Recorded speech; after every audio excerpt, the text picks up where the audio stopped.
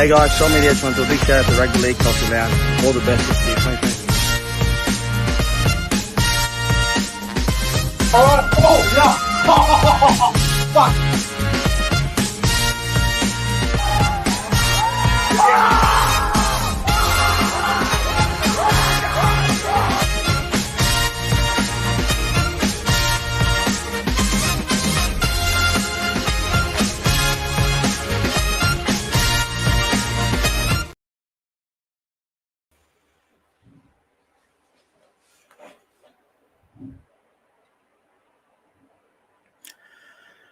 Really?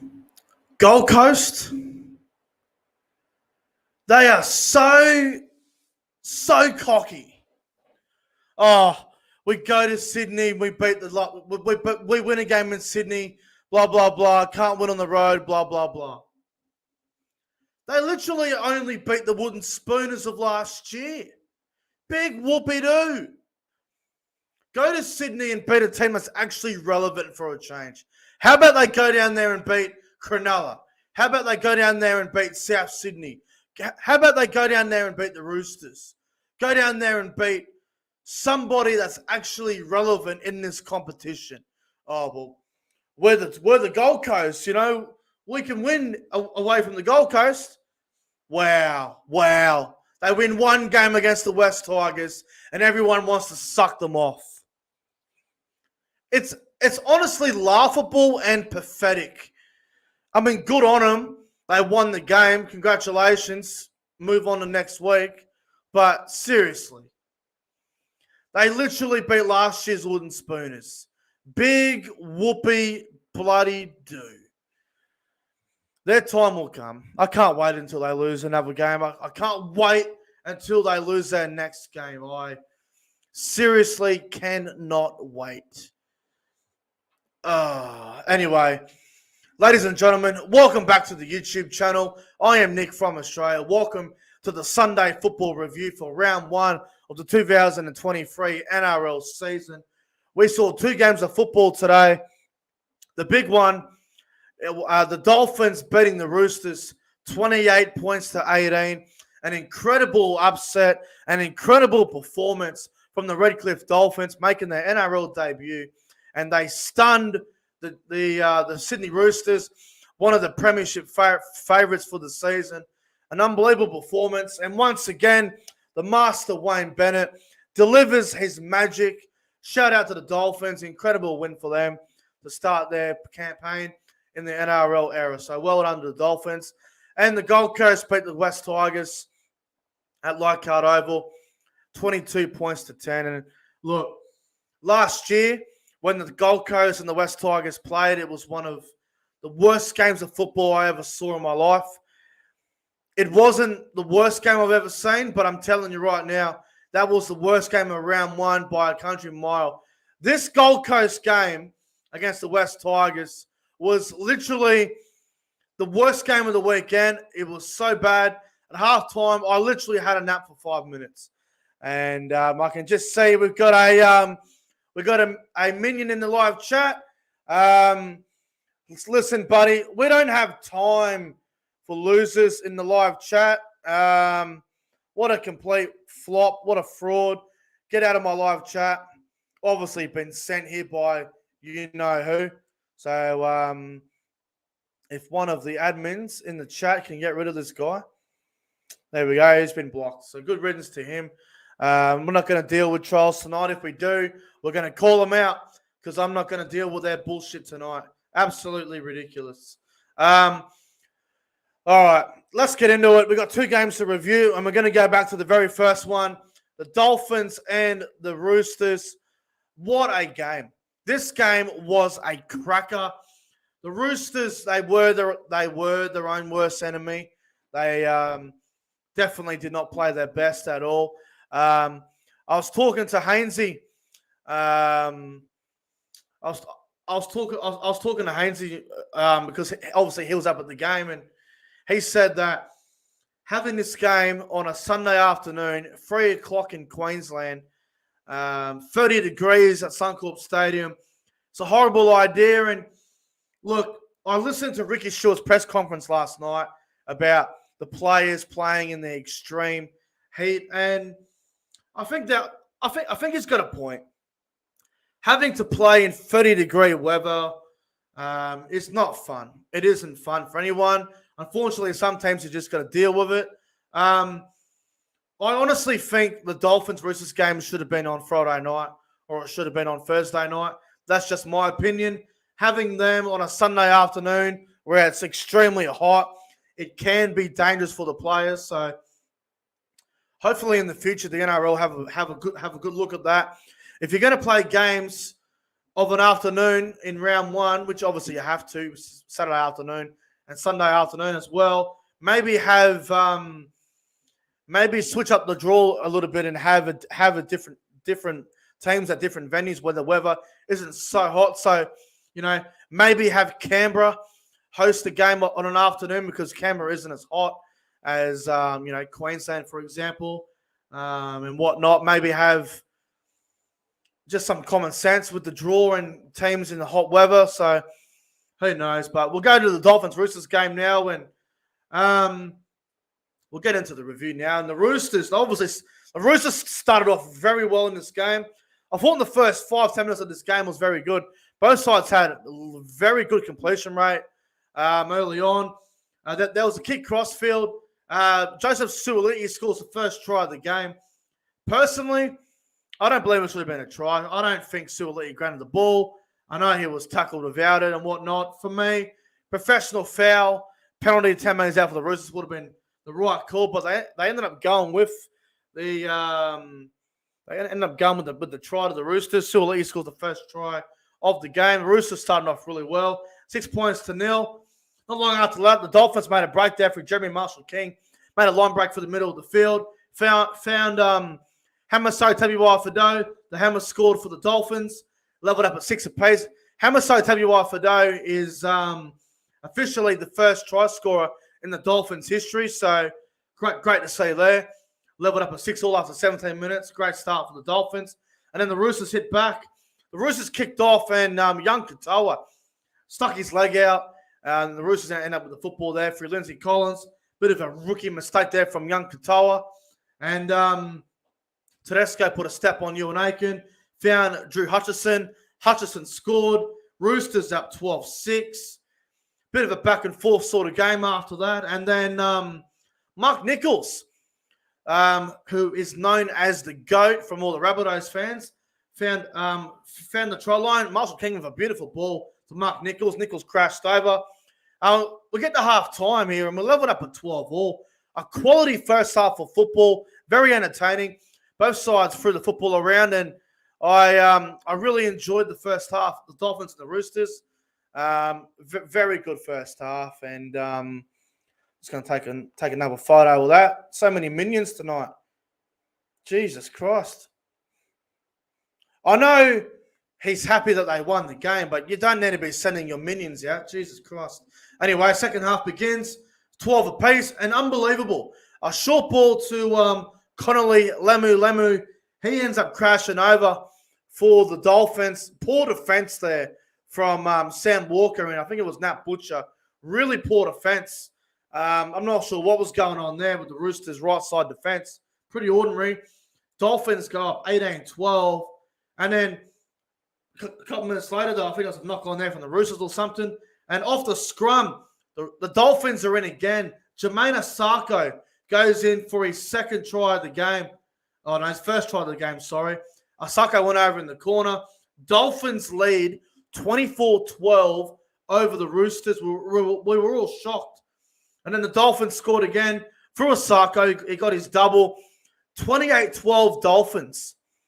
Everybody was absolutely shocked. I couldn't believe it. Yeah, look at this. Idiots in the chat. Look, we're going to be taking action against you if you don't go away. So, see you later, losers. We've got another trial. I'm just going to ban them, kick them out. Don't have time for wankers. 28-12 in favor of the Dolphins. They're all over the Roosters. All over them. And this decision here, guys, I want to address it. 62nd minute of the game. Egan Butcher goes to the sin bin for I don't know what you want to call it. You could call it a cannonball tackle. You could call it a third man in. You could call it whatever you want. There's plenty of names for it. So there was already two players in the tackle anyway. Egan Butcher comes in, hits, I can't remember who it was, right at the knee. Completely vulnerable. I think it was Jared Wallace. Completely defenseless. There was no way Egan Butcher, there was no way out of it. Egan Butcher gets binned for it. Now, here's the thing that I want to say. Butcher, what he did was dirty and disgusting, and the sin bin is deserved. And a suspension is definitely deserved. But my problem is there's no consistency when it comes to these sort of tackles. There's no consistency. There's always something going on. 1 week it's a penalty. 1 game it's not a penalty. 1 game it's a sin bin. 1 game it's not. So they need to get these tackles out of the game.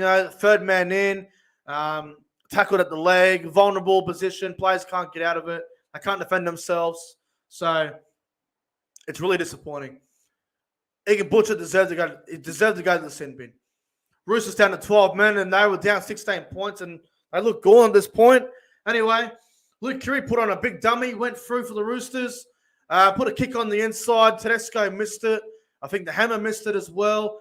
And Daniel Tupou got to the ball, and he just got the ball down just in time. Tupou scores for the Roosters. Unbelievable. The Roosters score again. At that point, it's 28 points to 18. Roosters are just trying, at this point, they're trying to throw the footy around. They're trying to score points. And what happened then was they kept dropping the ball. They kept throwing the ball left. They almost scored again through Keary, but it just wasn't to be. We get the full time, and unbelievable, for the first time in their first ever NRL game, the Redcliffe Dolphins defeat the Sydney Roosters 28 points to 18 at Suncorp Stadium in front of about 33,000 people. A very good crowd up there for the first game for the Dolphins. The Dolphins played great, and once again, the master, Wayne Bennett, he delivered. He did what he was meant to do. He proved why he is the master, why he is the best coach in the world. And the Dolphins get the win over the Roosters, an upset win, 28 points to 18. I mean, besides the Dolphins winning, the Broncos winning was another upset. So you guys can let me know in the live chat, what was the biggest upset of the weekend? Was it the Dolphins beating the Roosters at Suncorp, or was it the Broncos beating the Panthers at Penrith? They were both very big, in my opinion. The Dolphins played great. They completed well. The Roosters were really poor. 62% completion rate. The Roosters played terrible today, and I think Trent Robinson will be very disappointed with the performance from the Roosters. My top 3 players on ground from the contest, the Dolphins had a lot of great players. It's really hard to choose. But number 3, I will go with Hamiso Tabuai-Fidow.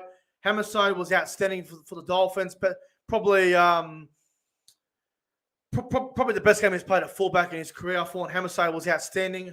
So number 3, third best on ground, goes to Hamiso Tabuai-Fidow. Number 2, I'm going to give it to Felice Kafusi. I thought Kafusi was outstanding. Put on 2 massive hits, which I reckon one of them were a game changer. Number 2, Kafusi. And my man of the match, I'm going to give it to the Dolphins hooker, Jeremy Marshall-King. I thought Jeremy Marshall-King was outstanding for the Dolphins. Thought he had a great game this afternoon. So Jeremy Marshall-King is my man of the match. In the Dolphins, huge upset, 28 to 18 win over the Sydney Roosters. Now, let's go to the final game. Probably the worst game of the weekend. It was so sloppy, very scrappy.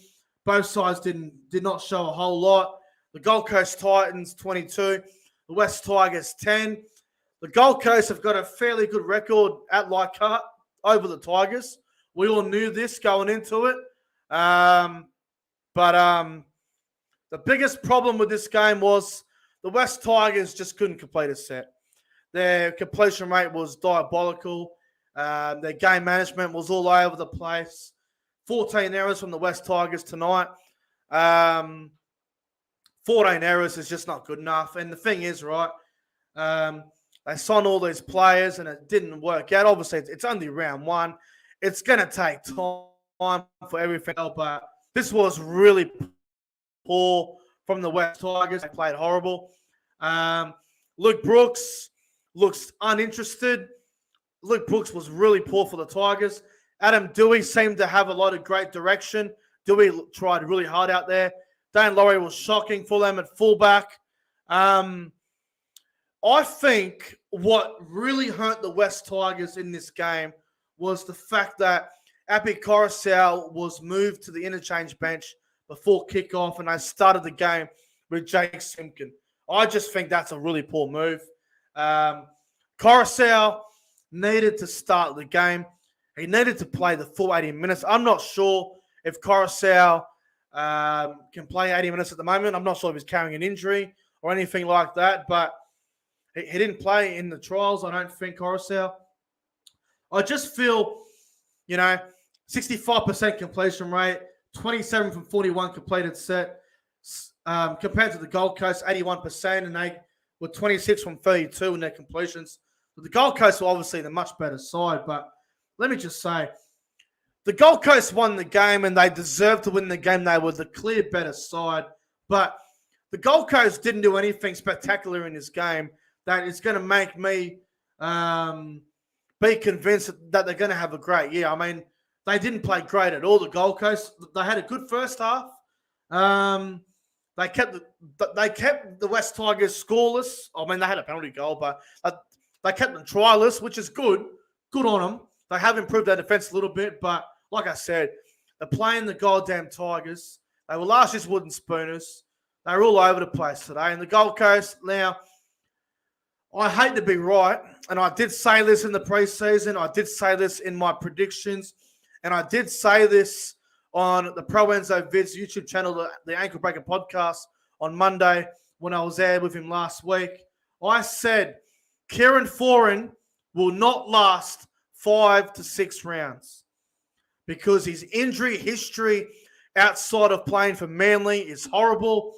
Look at Kieran Foran's history with injuries when he's left Manly at the Warriors, the Eels, and especially the Bulldogs, where he had a bad injury run.